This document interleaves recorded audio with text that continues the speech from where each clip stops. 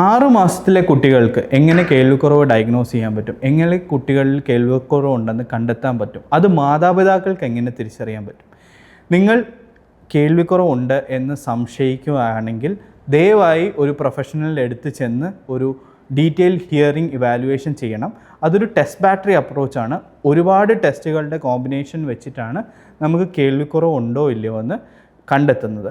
അതിനു മുന്നേ നിങ്ങൾക്ക് വീട്ടിൽ ചെയ്യാവുന്ന കുറച്ച് കാര്യങ്ങൾ എന്താണെന്ന് ചോദിച്ചാൽ, ഉറക്കെ വരുന്ന സൗണ്ടുകളിലോട് കുട്ടികൾ റെസ്പോണ്ട് ചെയ്യുന്നുണ്ടോ എന്ന് നോക്കുക. അമ്മയുടെ ശബ്ദം കേൾക്കുമ്പം യൂഷ്വലി ഫീഡിങ്ങിൻ്റെ സ്പീഡ് കൂടും. അപ്പം അമ്മയുടെ ശബ്ദങ്ങൾ കേൾക്കുമ്പോൾ കുട്ടി റെസ്പോണ്ട് ചെയ്യുന്നുണ്ടോ എന്ന് നോക്കുക. അവന് അറിയാവുന്ന സൗണ്ടുകൾ വരുമ്പോൾ ചിരിക്കാൻ ശ്രമിക്കും. സോഷ്യൽ സ്മൈൽ ഉണ്ടാവും.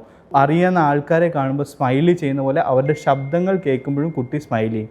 അത് ഉണ്ടോ എന്ന് ശ്രമിക്കുക. സൗണ്ടുകൾ വരുന്ന സൈഡിലേക്ക് തല തിരിച്ച് നോക്കുന്നുണ്ടോ എന്ന് നോക്കുക.